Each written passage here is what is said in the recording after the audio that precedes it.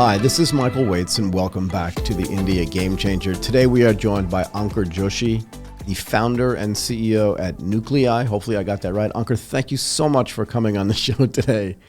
How are you doing? Michael, I'm doing very good. Thank you so much for having me on your show. It's my Really pleasure. appreciate it. I Yeah, really, and I really owe you an appreciate it. apology, and let's make that apology public. We were supposed to record, I think it was Thursday or Wednesday, and I completely mucked it up, so I'm sorry about that. No worries, no worries, no worries at all. Thank you.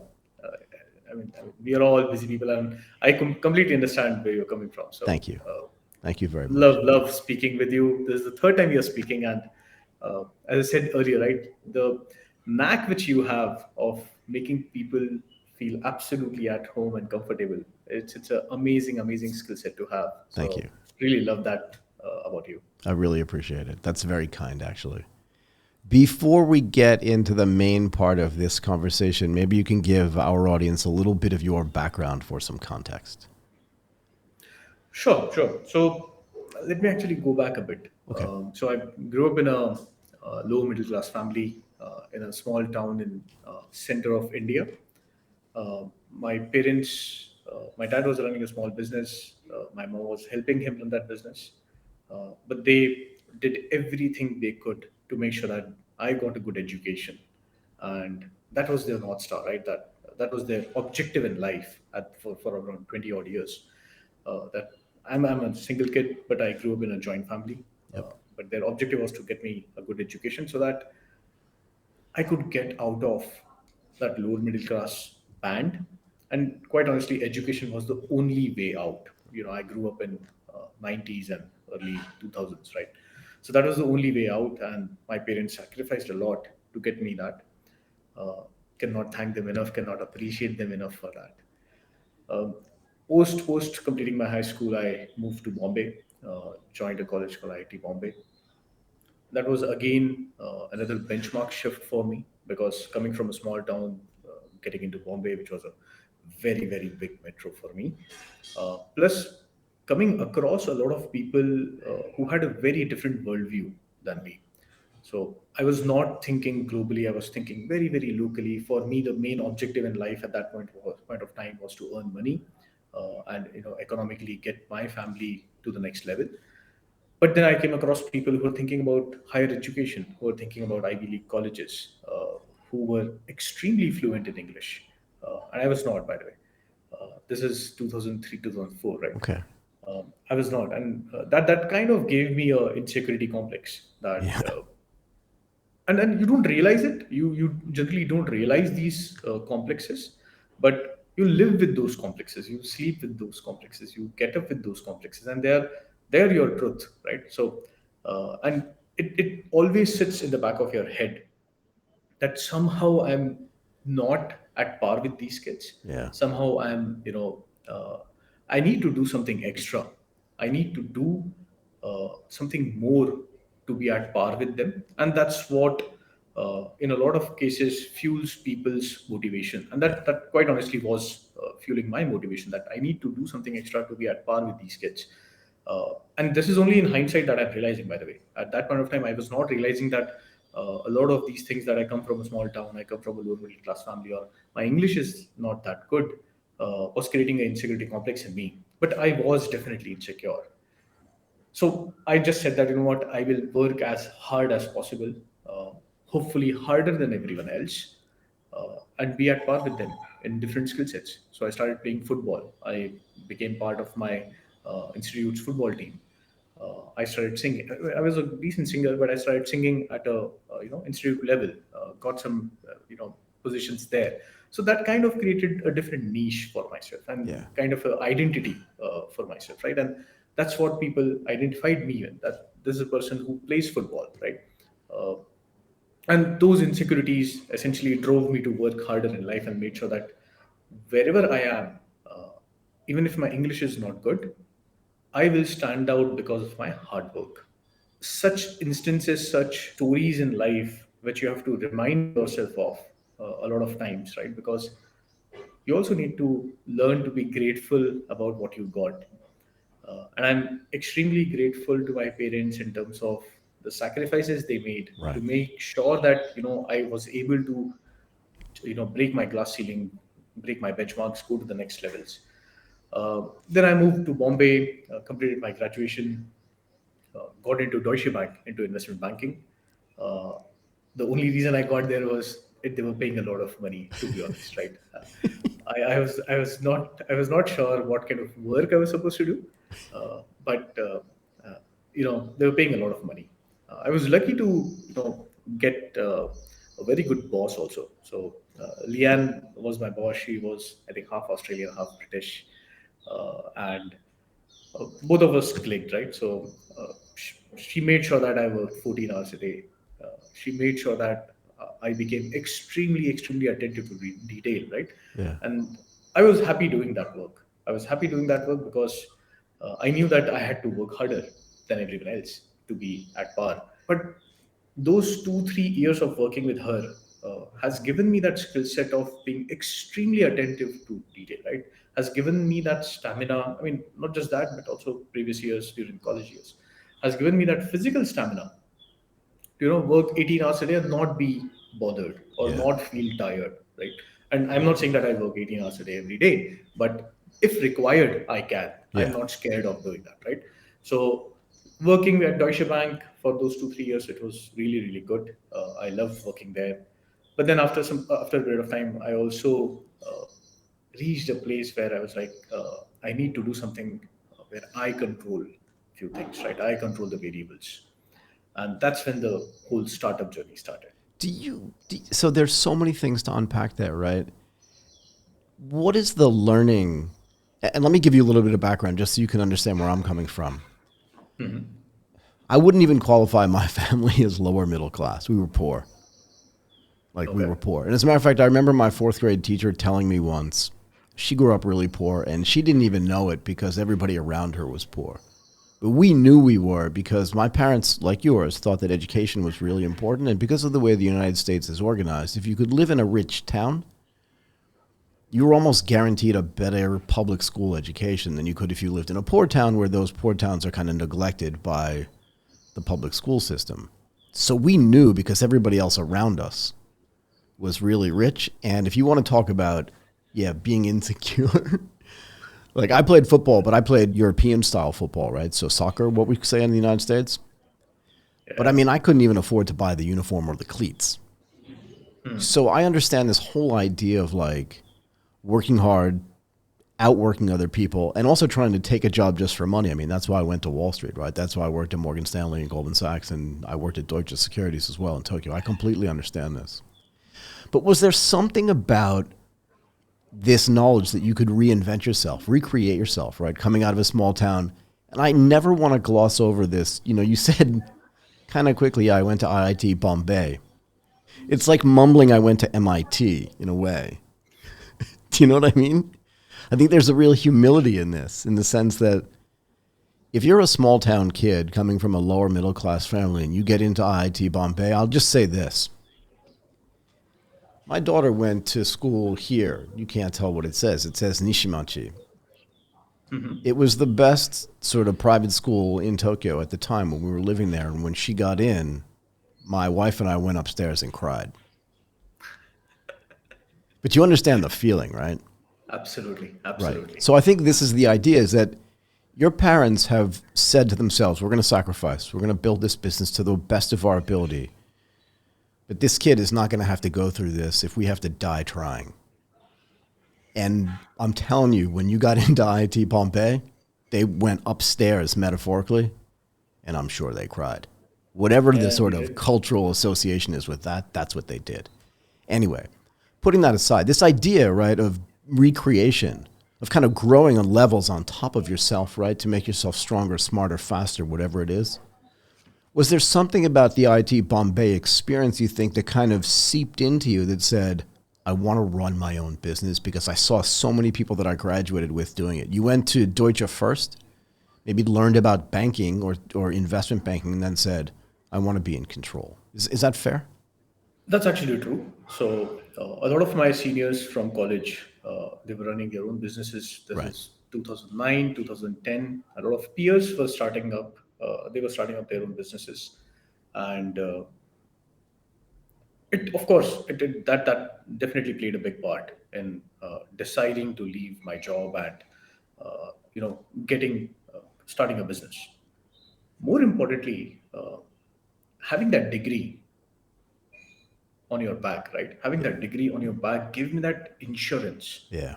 that even if the business fails, I will definitely get another job.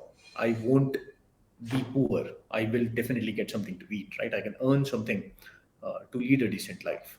Right. So yeah, definitely IIT gave me a very good peer base, but more importantly, it gave me that insurance that whatever happens, no matter what happens, I will always have this degree. I will always have this confidence that I can go in the market and get a decent job and lead a decent life. So that propelled me to take certain risks. When And you left your job at Deutsche, what did your parents think? oh, they think I was a fool. So again, culturally speaking, right? I come from a Maharashtrian family, right? So Marathi family. Yep. And historically, over the last 50 odd years, generally speaking, a middle class Marathi, uh, culturally speaking, goes and works in a bank and then Okay. retires from that bank. Right. So for a middle class Marathi family's kid to join a bank, that was a absolutely the pinnacle of it. Right. You win, And then to basically. three, yeah, you win in life, right? Like, and then you're set for life. You don't have to do anything else. You just have to retire from that bank, work there for the next 40 years, and then for that kid to leave that job in 3 years, it was not just my parents, by the way. Yeah. It was the complete neighborhood, Yeah. which is from the same culture. Right. Complete neighborhood thought that I had gone mad. Right. And not just my parents, but my neighbors, my distant relatives, all of them were trying to call me and trying to convince me that please do not do this. Please stay, don't leave your job. And yeah, it was an interesting time. It was really an interesting time. So how long ago was that? This was in late 2010. So yeah, 12 years ago. So, but so when did you found Nuclei then? This is 2018. So what So happened this in is the my middle? fourth. Yeah, this is my fourth company actually, Go ahead. which I'm building. So in 2010, actually, I left Deutsche to start a chain of restaurants. I had no knowledge. I had no idea how to, forget about running a restaurant business, how to even start, where to start. Right. Me and few of my friends, we were very clear that we wanted to do something on our own, and we love drinking beer. We loved eggs, so we thought, why not? Let's start something somewhere in between there, right? So let's start a business. We failed miserably the first couple of years. Sure. Like in hindsight, when I look at it, like uh, customers used to think that our first store, right, first store was a bank ATM because there was no food picture or food photograph outside, not even on the menu, right? And then, as I said, like we had absolutely no experience of running a business. Like forget about running a business, like even starting up, right? So we failed miserably the first couple of years, but I think we learned so many lessons in those 2 years, Tell me. which are paying dividends even today. So in Yeah. 2010, I was an introvert. I did not like public speaking at all. Right. I was not a sales guy. I couldn't sell anything. I could convince myself I can sell something to myself. But if you ask me that, please go and convince that person or persuade that person, it was an impossible task for me. I'd never participated in debates. I'd never participated in any manner of public speaking. I remember once I had to speak in a group setting in school, and my hands and my legs were shaking uncontrollably, right? Yeah. And people, like kids, were laughing at me because they could see that my I can hands and see you legs were doing shaking. this. Yeah, yeah. So I had no experience of that. But when we started our business, unfortunately, we had no option. There was no one else who had to go and meet investors. Right. I was the one who was from an investment banking background, had some interest in finance. So I was the obvious choice that you have to go and speak to investors. You have to go and sell the concept to them. And there again, like of course, you learn from your own failures a lot of times. Yeah. And I failed and failed and failed and failed and failed. But those 2 years made sure that I failed and learned enough number of times. The repetition, the cycles went through so many times that I became decent at selling the concept. Which is really Right. important everywhere. Yeah. Absolutely, Go ahead. absolutely, absolutely. Like today, all the kids who join our company, I tell them that even if you're a coder, Right. learn to sell. Yeah. because that's a skill set which will get you through life, Yeah. and not just in professional life but even in your personal life. Like a 21-year-old kid, right? If you have to convince a girl to go on a date with you, you need to sell. You need Yeah. to sell that It's everywhere. she should. Yeah, it's everywhere, right? If you need to leave your job and convince your parents to start a business, right, you need to sell to them that this business makes sense. uh, if you want to marry a girl or a boy, right, Yep. you have to go and speak to their family, their Yeah. parents, and you have to sell to them that, you know what, I'm a right person for your girl or for your boy to marry. So sales as a skill set is absolutely, absolutely necessary. I obviously came into it too late, but because of the experience, right? Because there was no other choice. Quite honestly, I had to do that. Uh, I picked that skill set up, and that's just one of the skills, right? Running a business, managing the financial books. Yeah. I was interested in finance. Like I was coming from an investment banking background. I was interested in finance, but doing books for a company, it's a completely different ball game. It sure is. But what helped was the attention to detail, right? Which I had learned at Deutsche Yeah. because of the boss. So that attention to detail helped. That made sure that just looking at a balance sheet or just looking at a P&L statement, I could derive insights and ask uh, slightly more intelligent questions. So those two core skill sets, learning finance, learning how to run a business, and focusing on cash flows, plus the ability to sell, and then of course those two skill sets improved over the years. They've turned out to be blessings in the long run. Did that business survive? Yeah, it's still going on, going strong. Still It's still going going on. strong. Yeah, yeah. So we sold that business in 2017 Okay. to one of our investors, who incidentally was running a tech company but wanted to do something, where he could see his physical stores. He That's so wanted to good. build a brand of his own. Yeah, yeah. But he's also a smart chap. He's running his business. He has now expanded into two cities. I think he has 14 odd stores now, 14 restaurants. Yeah. So when we left, we had 10 stores, 10 restaurants. Now he has 14 and he's doing really well. So, of course, during the pandemic, it went down a bit, Sure. but just spoke to him last week, and all the stores are doing well. All the stores are profitable, making decent amount of money. So, That's yeah. awesome. How did you get to Nuclei?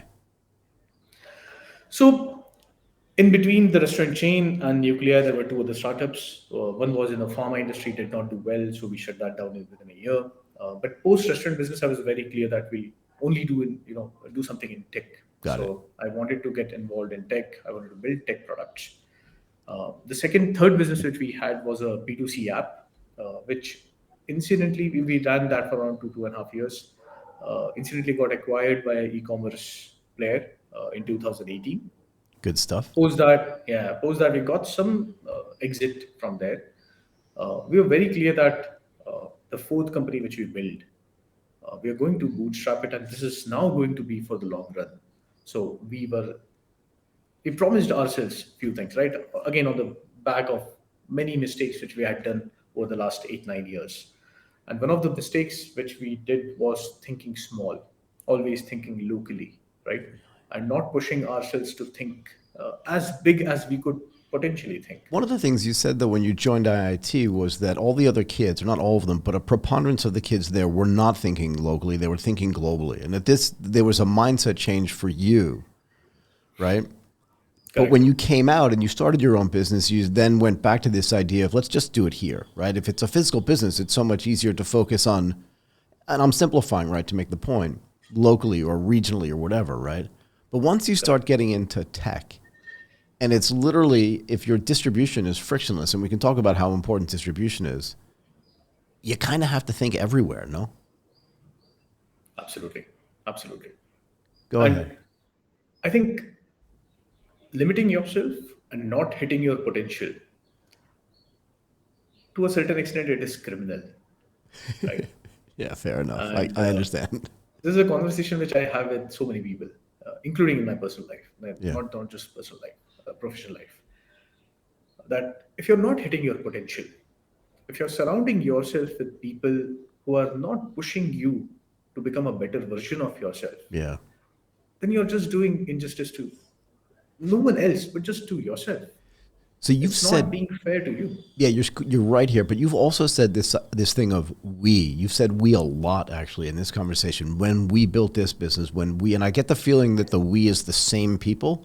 So if that's wrong, let me know. But or it's got to be some of the same core people. No, So no, actually, in the last couple of startups, it has been a similar, the same people, go same ahead. group of people since 2016. So Okay. last 6, 7 years we have been together, and the reason I say we is that I also have this inherent understanding that I alone cannot build a business, Yeah. No one right? succeeds alone. It's never, whether it is Nuclei or Tabzo or Rashas, right? My restaurant business. It was never me alone, or no decisions were taken by just me Yeah, it which can't made the be. business successful, even at a micro level, right? Yeah. It is always a collective effort. And specifically within Nuclei, we were very, very clear that the first thing we are going to build is not the product, is not the company, it's the team. Go ahead. Because that team is what's going to be our core strength. Right. That team is going to be our IP. That team is going to be our niche, which will make us successful, right? And it's not going to depend on a single individual. We need to take Nuclear to a level where even if I'm not there, Nuclear survives Right. and thrives. Yeah. And that will only be possible if we have many, many leaders in the team who think collectively, who don't think only of themselves, right? So it's very, very important to think as a team rather than an individual, and believe in the fact that we all will succeed together or we will not succeed together. Yeah. Exactly. There's no scenario where two people succeed or 10 people succeed and the rest don't, Right. right? So we all have to be together. We are on this journey together, and this journey pushes you, this journey makes you suffer a lot, absolutely. But you have to suffer together. It's only when we suffer together that this bond between us will get formed and we'll win together. Yeah. Do you feel yourself building your like core life philosophies and principles kind of as you go along? Do you know what I mean? Where I kind of feel like, have you read the book Principles by Ray Dalio? Yeah, yeah, absolutely. Yeah. So, Amazing book. one of the things he says in that book is that, I have my own principles. You should have yours, but whatever you do, don't use mine because your life experience is different than mine, right? Mine are good for me, but may be completely wrong for you. But he writes everything down and he says, like, as you go through life, you write these things down and realize this was important to me, but it really isn't. And you grow through this process of saying, as you get older, right? I'm in my 50s now. You get these sort of life principles that become so clear at some point. And this idea of it's not about me, it's about us or we, then just starts to dominate everything you do, I think. Yeah. Absolutely. I mean, it's been 12 years since I've been building businesses, right? And I've seen myself grow over the years, Yeah. literally year on year on year, right? Maybe quarterly. And the benchmarks which I set for myself, the values which I held in a very, very high esteem, say back in 2010, Right. versus the values which I have today are completely different. That was my point. Yeah. Some of them are probably an upgrade on the older values. Yep. For example, the integrity part does not change, No. right? It stays. But let me give you an example. Definition of success. It has definitely changed. It has definitely changed. I was extremely money driven at that point of time Yeah. because that's the environment I grew up in, Yeah. right? The culture, the environment, the locality, the people I grew up with, all of us actually, money was scarce. Yeah. And so money was our ticket to freedom. That if you have money, you can get freedom. Right. And the key part is that in a lot of cases, we say this that money is our ticket to freedom. And instead of just valuing freedom, we start valuing money. Yeah. And that for me shifted sometime in 2016, 2017, where I actually said that money is my definitely ticket to freedom, but freedom is definitely more important than money. Yeah. So I'm not So, going to chase money. I'm going to chase freedom. yeah. So I've never felt more free and had less money than I do today. Except when I was a kid. Yeah. Except when I was like, we're living with Yeah. my parents. But I believe that you can build on top. Once you have that freedom and you feel free, then you can kind of do whatever you want and the money will come for sure. Particularly if you get back So to this idea of outworking, detail oriented, and the rest of the things you've already been doing. But if you're correct. chasing just money, and we see this, like you can look at WeWork is a perfect example of this, right? And a bunch of other startup companies where they just went to chase the money, but the business is not there anymore because they're Yep. not free enough to Yep. actually build something that's sustainable. Is that fair? Yep. Yep. Absolutely. Absolutely. So having the right metrics, and please do not get me wrong. I'm not saying that I'm not here to create value Yeah, or I get it significant value, completely. right? But it's the way you And do it that matters, right? In other words, I can create money tomorrow if I really want to. But is that ability to create that value sustainable over time? No, because anybody can do it really quickly. That's not so hard to do once you figure out like what that formula is. But how can I do it so that it's life changing, not just for me, but for the kids that I have that follow me as well, right? And for my team.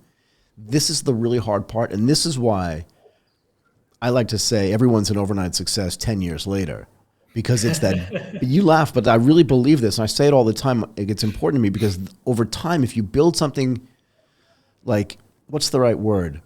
Deliberately, then the base is really strong. And if you build yeah, something with a strong base that you build deliberately and you build it over time, 10 years on, it's unlikely to fail or less likely to yeah, fail. Yeah. yeah, yeah. The Lindy effect, right? Yeah. Yeah. So if you have survived for X number of years, the probability of you surviving for X more increases a lot, right? Exactly. And I loved because I see that happening so many times, Yeah. specifically with media. So, of course, someone raising $100 million or Who someone, cares? a seed round of $20 million is a very good media headline. Yeah. But when you look at companies like Zerodha or Right. Zoho, right? Right. But you said this. You said like we bootstrapped, and this is obviously important to you, right? Because you're spending your own resources to build, and it actually brings up this idea for me at least of freedom, right? In other words, once you take external money, your responsibilities and your level of freedom to develop, design, and build are completely different than if you're just doing it yourselves. Yeah. Correct, correct.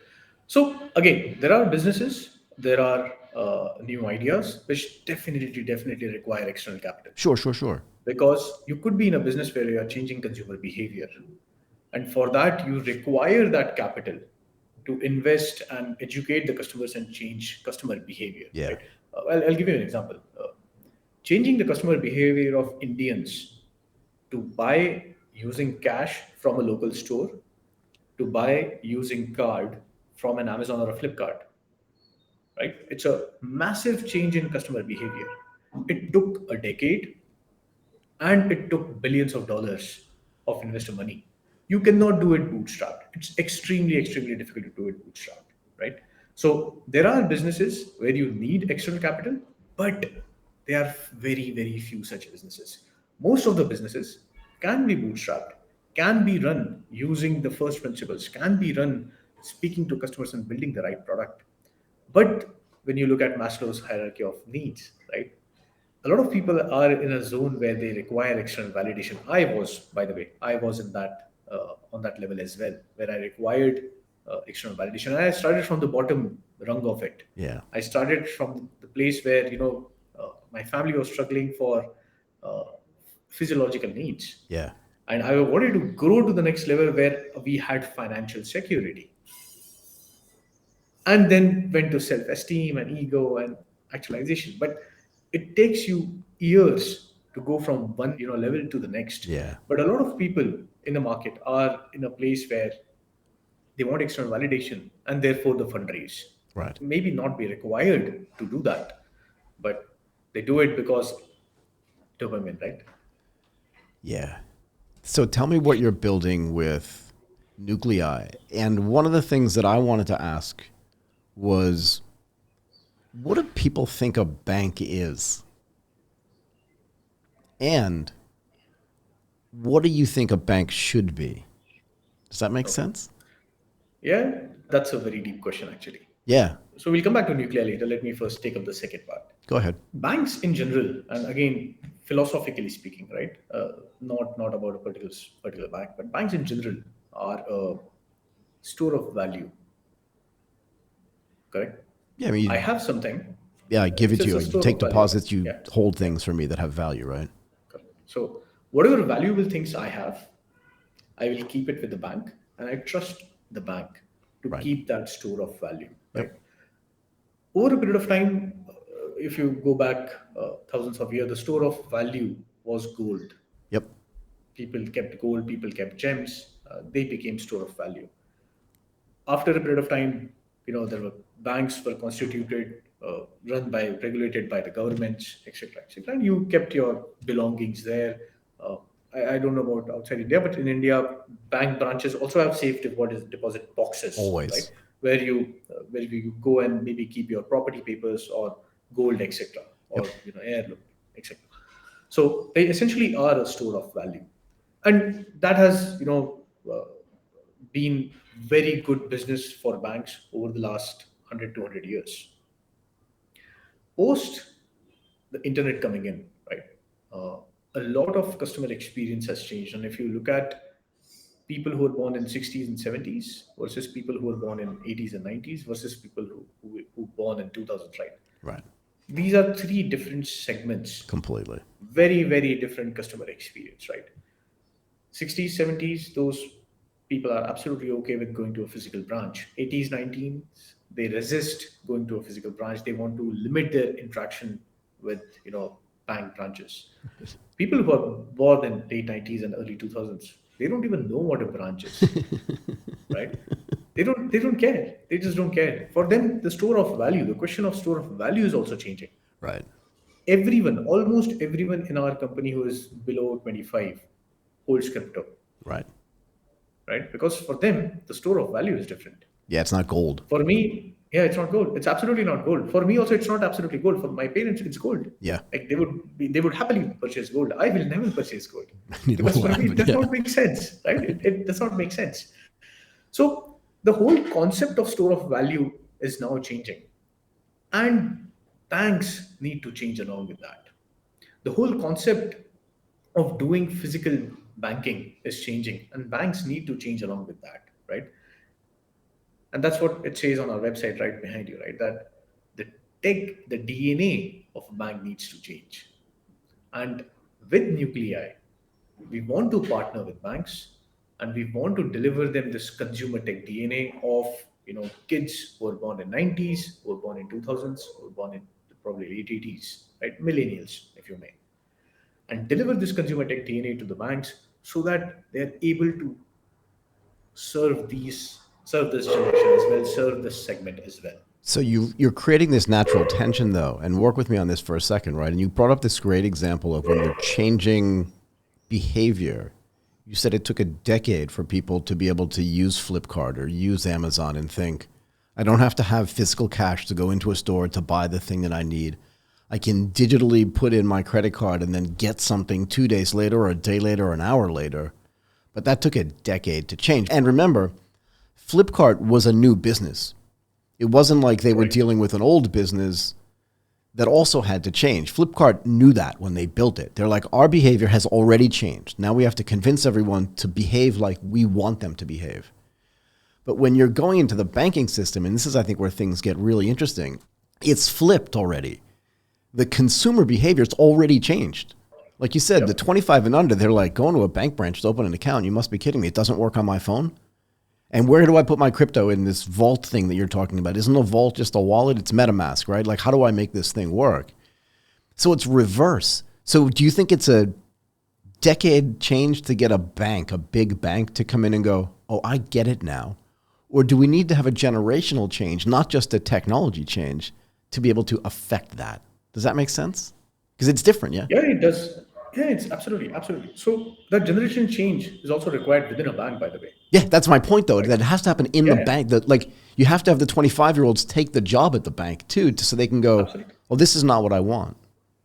Go ahead. absolutely, absolutely. But will all the banks survive? I No don't way. think so. I don't think so I either. don't think so. I don't think so.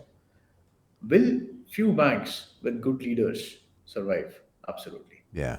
Will they thrive? Absolutely. Right? Because good leaders, and I work with quite a few of them, right? They have a knack of unlearning and learning new things. Yeah. When you talk about a bank we work with, their whole motto changed a few years back, and it became digital to the fore, human to the core, right? And they completely flipped the way they have been working, not just within the bank but also partnering with fintechs. And it is very, very impressive that they themselves know their circle of competence. They know that this is something which they won't be able to execute on. Right. This is something where they will require partnerships with fintechs. And having that level of clarity, not just with one or two people, right, but with a whole range of people across the board, if that level of clarity comes within a bank, it's very difficult to compete with them and beat their growth path. So that's supposed to happen. That should happen with a lot many banks, but I don't think it will happen with every bank. Yeah. There will be a few banks which will, of course, be outliers. They will grow very, very fast, and that probably be because the leaders in their senior management have the ability, have the honesty to accept the fact that we have to unlearn things the way they were working in 90s and early 2000s, and things are going to work completely differently in the next 10 years. Sorry, what does it look like when a bank partners with an e-commerce company? Like, what are they doing that for? Are they trying to be a payment gateway? Are they trying, like, or is it just trying to do embedded banking inside of the e-commerce company? And I guess part of the question is this, is that you have these e-commerce companies, right, morphing into almost like financial service companies, right? Because they already have, I'm going to pick a number, right? Because I think it's a big number, 100 or 150 million customers. In India, it's probably much higher, right? It could be 300 or 400 million people already on their platform. They're already trusting them to do transactions. So they have a transactional relationship with them. The only thing they don't have, at least at the beginning, is a deposit mechanism. Hey, you know what? If I'm going to buy all this stuff with you, why don't I just leave money with you either on a regular basis like I do with my bank? Like, I've always thought about this. When I was at Morgan Stanley, I signed up on day one I didn't want to get a paycheck. I just wanted to have it automatically deposited into my bank account, which seemed like magic back then, and it kind of was. Yeah. But couldn't you then automatically deposit money into an e-commerce account in a way? And if you did that, because if the e-commerce company has a banking license, then they can make loans. So they can use your money to make money. And if they can do that, then they can probably discount the stuff that they sell you because they're already making money off your money, if that makes sense.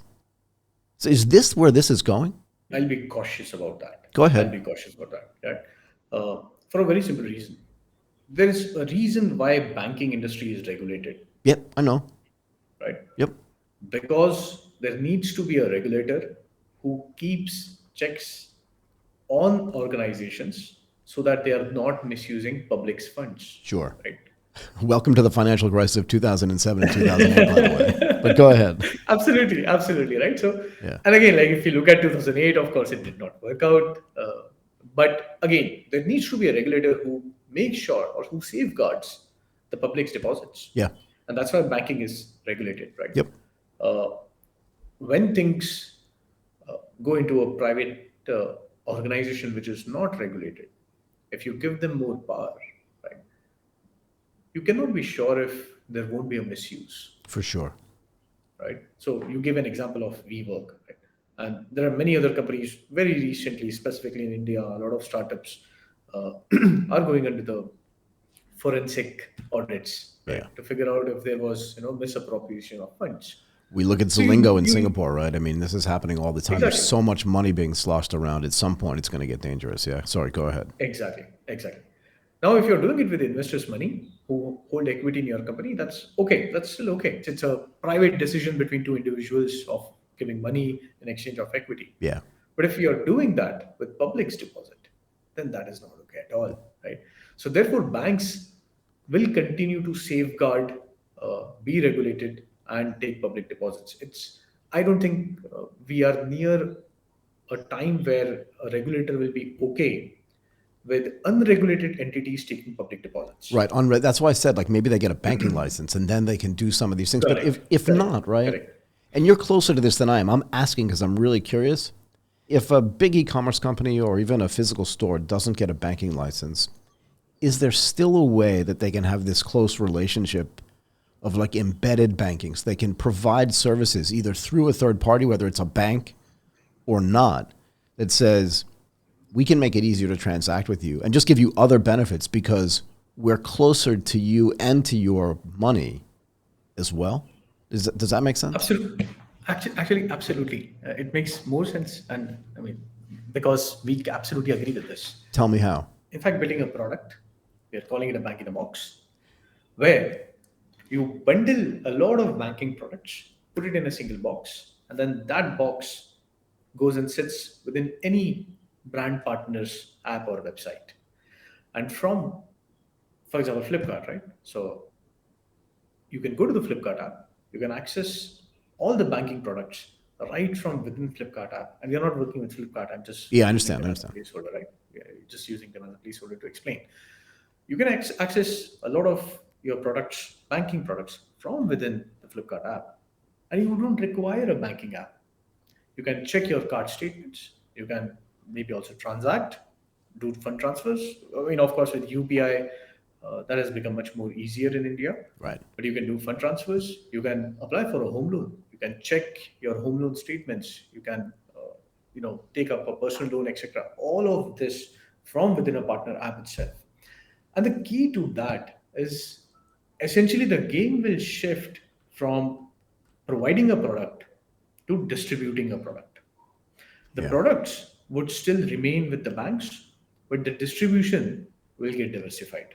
It won't be just the bank branches or the bank's mobile app or the bank's website where you will get those products, but there will be multiple other distribution channels which the bank can actually leverage to distribute their products. And it will become a lot more democratic. Uh, it will become a lot more competitive in the market. And I think that will only be better for the consumers. Yeah, so in a way, the consumers don't even see that it's happening. They know it's happening via the bank, but the bank is a little bit indifferent, right? Since insurance, and I hate to talk about this always, but it's so interesting to me as well. Since banks are a big distribution mechanism for insurance, you can actually build bank assurance into your app as well so that the 150, 200, 300 million people that are sitting and executing or transacting with Flipkart or whomever then get insurance products as well distributed to them. This idea of building the distribution first and then funneling the products through it is actually quite interesting, right? I mean, this is the key to embedded services everywhere, yeah, at some level. Absolutely, absolutely. So the one thing which is changing and why I'm calling it specifically a bank in a box is Yeah, that regulations around data security, regulations around data sharing are going to become much and much more stricter sure. as we go forward across the world. It's not just in India, right? So regulators will take a very dim view on banks sharing certain transactional information or sharing Right. financial information of their customers with third parties. And therefore, this box which sits within these third parties needs to be slightly insulated. It cannot be transparent to these third parties. And that's why it is a bank you can call it a black box either, also, right? So, Is there a self-sovereign data ownership aspect to this? Right, you talked about crypto earlier. You said, the store of value is no longer gold. Some, particularly 25 and under is looking at crypto for some of this stuff. But one of the things that they also believe has value is their own data. I don't disagree, correct. actually. And if regulators are going to take a dim view on data security and data sharing, right, and want to be careful about how that data gets infused into other things that they do, is there a way to then take value from your own data too in a cryptographic way and then feed that into the bank in a box?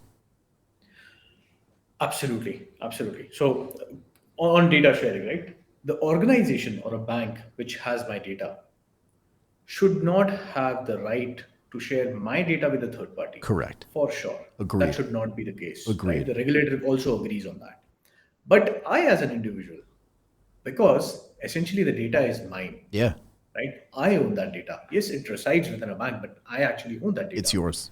I, as an individual, should have all the rights to pull my data Yep. and share that with any third party, whether Sure. it's a Flipkart or an Amazon. If they require it, they can ask me for it, and the bank should facilitate that information, Yeah. right? So that's exactly what is happening in Europe as well. That is exactly happening in India with account aggregation coming in. Uh, so that will happen, but Still, if you look at it, at the end of the day, the banking product still is a bank's product, and it needs to be sold to end consumers for them to get that data. Right. The distribution channels for selling those banking products will become diversified, and for that diversification of distribution channels, we are creating this bank in a box product. Interesting. Do you think about or do you know about something called the Mac Alliance? This is a software alliance. The reason why I ask is because it sounds like you're, and tell me again where I'm wrong here, but it sounds like to build, yeah, you can look it up, right? It's microservices based, so all of the stuff that they do, and this is, they're trying to build this alliance for advocating for best of breed enterprise technology stuff, yeah? And I've spoken to the people there, and this is why I ask about it, because your stuff has to be API first. Otherwise, it couldn't connect to all these places. You couldn't get third party using it. It's probably cloud native because you're building it in 2021 and, well, 2018, but still, it's today, right? Yeah. You see it, it's microservices. And the last part is headless. But this idea of headlessness is already embedded into your product. It's a bank in a box, and the head part of it doesn't really matter to you because it can be served through any interface, yeah? Correct. Yeah, so Absolutely, absolutely. That's exactly what we are building, right? So microservices, because you have to build your architecture in a way which is scalable, yep, which is also secure because microservices then sure. helps you secure the overall product together. Of course, API first because otherwise, what What are you product are you doing? building? Yeah. Yeah, exactly, right. And 2022, if you're not cloud native, then you're not a tech company anymore, and it needs to be scalable Yeah. across the world, right? It's and then that's our objective as well, that we have to think big. We cannot be building a product for a geography or for a country. We have to think big. We have to build products which can scale up nicely. And the good part is financial industry, if you look at it, banks in general or banking products in general don't differ from each other too much Not really. across multiple geographies, right? Yeah. So you go to Middle East, you go to Southeast Asia, you go to Australia, New Zealand, you go to Africa, slightly different. You go to Europe, it's not Latin America, it's not that different. No. There would be definitely be certain nuances around these products in each geography, but those nuances can be easily integrated. Uh, Therefore, it is if you build a good product with a good use case, which is solving a real pain point, I think it's not too difficult uh, to scale up globally as well. So that's the thing, though, right? You mentioned this before. Again, all the way at the beginning of our conversation, you talked about this idea of coming from a small town or a small village into a big city and not having a global view when you arrived. But I get the sense that you're imbuing this company you have not just to serve the banks in your, I want to say local, but I mean, India is so large, right? That even that is not so local for people that don't understand.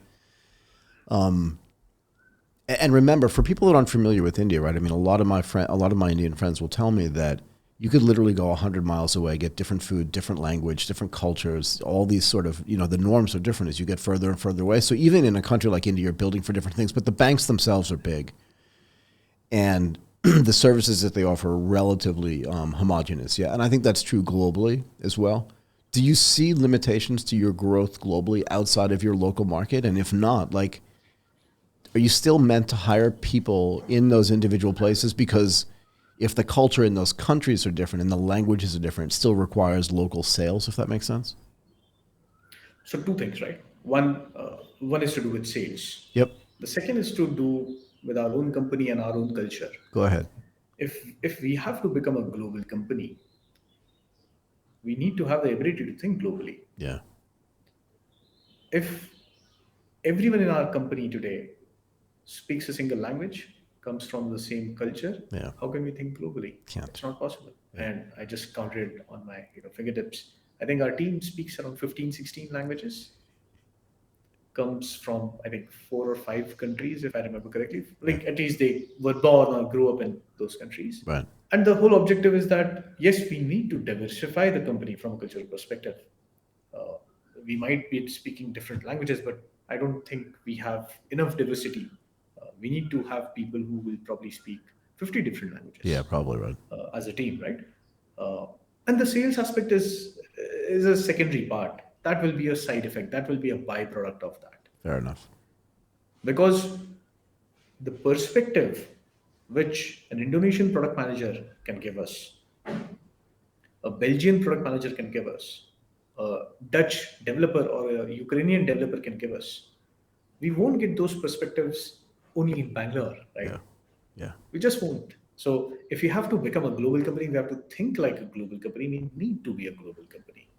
And in that order, right? So we have to first be a global company, then we will be able to think like a global company, and only then we'll become a global company.